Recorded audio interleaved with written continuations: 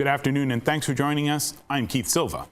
Winter might be the most productive time, the most time period, that a farmer has to take stock in the past year and get ready for the upcoming growing season. The annual UVM Extension No-Till and Cover Crop Symposium is a gathering place of farmers, researchers, and agricultural innovators. This year's symposium is coming up in about a month. We'll have more details for you later in the show. One topic that brings dairy farmers to this event is learning how to transition their cows from inside to outside, from the barn to the pasture. Last summer, I visited a dairy farmer in Grand Isle County who's giving his cows a different way to dine and seeing results that will keep his farm business in business. At Islandacres farm in South Hero, the cow barn is empty. That's a change for a farm that's been in Steve Robinson's family since the 50s. When my father took over in 1959, he said there was 23 dairy farms in South Hero. There's 4 dairy farms left. Robinson has no plans to reduce that number any further. About 180 acres and 75 cows make up Islandacres farm. Steve, Kelly, and their 2 sons run the farm.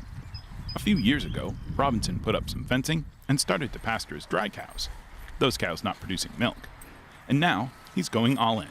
Now, every cow dines al fresco. Before moving to this pasture-based system, Robinson grew corn to feed his cows. Dairy farmers grow corn because it's a good source of energy for producing milk. As a crop, corn is reliable. That is, until it isn't. It costs a lot of money to grow good corn. It also costs a lot of money to grow poor corn. I think it was 6 or 7 years ago, we had lost a large corn crop, and I'd made the decision that we couldn't rely on a corn crop. And so started talking about a pasture-based dairy farm. Growing corn and growing grass is as different as, well, corn and grass. It's an easier transition for the cows than it is for the farmer. So you're having to teach an old dog new tricks. Getting off that corn thing has been the hardest, because you get so many tons of feed from corn, where you have to make it up by being a better manager with your pastures, a better manager with your hay crops. So that's been the hardest part, and then just the not knowing. There's so many unknowns in farming now. I mean, you're just adding more to it. So we started down there. We've been doing, like you were talking about, moving just one fence over. To help him get his pastures in shape and mitigate risk, Robinson called an old friend who had taken a new job. I started actually working for the Robinsons in 2008. I actually was milking here in the evenings, and I worked here for a couple of years. Cheryl Cesario is a grazing specialist with UVM Extension. She says Robinson's decision to switch to a pasture-based dairy comes with a lot of risk.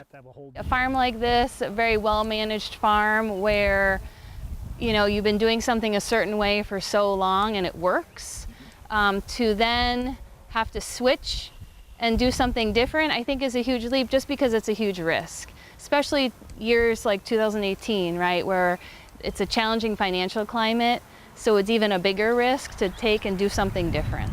There's more to pasturing dairy cows than opening the barn doors. A pasture system is very dynamic because grasses grow at different rates over the grazing season. So when you're setting up an area for, say, a day of grazing, what that area, how it's sized in May is going to probably be different than how it's sized in July. And so things are shifting, and that's what makes it kind of complex, because there's so much changing within a pasture over the course of a season. Cesario serves as a consultant for farmers like Robinson who want to change how they manage their animals. She's also an on-site source for troubleshooting and goal setting. Sure, I can walk on anyone's farm and tell them what to do, but that's not really that useful. The better thing is to get a sense, like, what's the goal? What is it you want to do? And kind of the why do you want to do this? And then we can work together to come up with the plan and say, okay, well, what acreage makes sense to incorporate so that they're a part of the planning process. Then to be able to check in, 3 or more times over the season to kind of make sure things are on track. Are they happy with it? And if they're not, what can we do differently to make sure it's working? The proof the system works is in the milk. Cows have been out now a couple weeks on grass here, they're seeing an increase in production of about 200 pounds a day. So that's a really critical thing, is when a farmer is adopting a new system, we don't want to see a drop in production, right? That doesn't make the farmer very happy. So we want to see either the production maintained or potentially even increasing. It's finding the nutritional balance, okay, where before you bought the commodities, now we're trying to grow our own commodities and trying to balance that out to make sure the nutrition is right for the cows, to make sure that they can produce milk. I think it's been educational. It's been a little tough at times, trying to come up with the amount of feed that it takes to feed all the animals that we have. There's an aspect to Robinson's decision to put his cows on pasture that doesn't have much to do with the farm's bottom line, and everything to do with living in Vermont. Somebody did a survey, there's 10,000 cars go by here a day. Everybody always asks, what would you do if you didn't farm? I was like, what would you do if I didn't farm? When you're looking at sustainability of a farm, right, we have financial sustainability and environmental sustainability. And the last piece is the social element, and that's how are the farmers fitting into their community. I think the response from grazing has been really positive. They've gotten so many comments from people in the community, so we're really kind of filling that social aspect as well, which kind of gives us that bigger picture of sustainability. Heather Trombley runs Roots and Wings Daycare out of her home in South Hero. She grew up here and was glad to see the cows in her backyard. We were excited when we saw the fence going up, and then I sent a little message over, and they said that, yeah, we're going to be letting the cows out to graze, and so it's been really nice to see them. We just try to be involved and, friendly and conscientious of each other's families, and it works out great. I think communication is definitely key with any neighbors. We like to look out the window and we get to see them outside, and it's just part of growing up here in Vermont. Robinson is proud of the award he's received from the St. Albans Co-op as a distinguished quality member for 36 consecutive years. It's a testament to his family's farming legacy and his plan for the future. I'm trying to get this farm set up to where it'd be easier to pass on. More than anything, that's been the reason that I want to transition into this pasture, is so it's a workable farm to where I'm not putting the burden on machinery and everything onto the next generation. Islandacres Farm gives new meaning to the phrase being put out to pasture. For the Robinsons, being out to pasture is how this farm will run from now on. The 2019 No-Till and Cover Crop Symposium takes place February 28th in Burlington. For more information on speakers and workshops, visit uvm.edu/extension/cvcrops. There you'll find the latest information. You can also call 1-800-956-1125 to speak directly with the organizers of this event. Dairy farming comes in all shapes and sizes, practices, and procedures. No matter the size of the operation, every farmer needs to protect what matters most, the soil. One way to keep soil and nutrients in the field and not running off into waterways is with innovative practices like manure injection. UVM Extension is working with farmers to incorporate this technology, as I found out when I visited the Barnes Farm in Bridport. You're looking at the future of nutrient management and improved water quality in Vermont. If I was a layperson and I wasn't a farmer and I saw it, other than the hose, I might think they were planting something in the field. This is the Grassland Shallow Slot Manure Injection Tool, and in the next few years, it's likely to become the way to spread manure. If you get some decent regrowth, you can still get out there and put on manure without worrying about ruining the crop. At this dairy farm in Bridport, farmers, state officials, and equipment dealers have gathered to watch a demonstration of this new technology. Kirsten Workman is a UVM Extension agronomist. It's injecting liquid dairy manure literally just 2 inches under the surface of the grass plants. So this does very little disturbance, almost no true disturbance of the soil or the plants. It's just making a slot and then dropping the manure right in that slot. The injector is hooked to a drag line that pumps manure from a nearby pit. 60 cutting blades make a narrow slot in the ground, and the manure is injected under the surface. From below or above, it doesn't look or smell like manure is being spread on this field at all. And that's the point. How long have you been using the injection? This was the first time. What do you think so far? Looks good so far. The host of this event is Dan Barnes. He and his family operate the Black and White Base Ranch. He believes this technology has significant potential for protecting natural resources. Yeah, I mean, you look at that field, you can't see a lot of manure there, which is what we want. We want it down, covered up, and down where the roots are. Yeah. The plants can use it. Potentially, we're capturing more of the nitrogen. It's not just kind of flying away in the air as we're applying it, or before it gets soaked into the soil and attached to a soil molecule or a plant root. That's the big driver for me. Typically, when manure is applied to a hayfield, it's spread on top of the soil.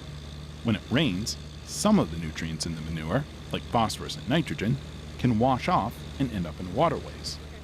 The decision to use the injector came out of the research Workman and her colleagues did on phosphorus runoff from hayfields. We realized that this dissolved phosphorus running off the surfaces of hayfields in the summer was a higher risk than we really thought it was. Because hayfields are low erosion, we think of them as being lower risk than an annual crop field. But that's not necessarily always the case. And in Vermont, we have more acres of hay than we have in annual crops by a lot.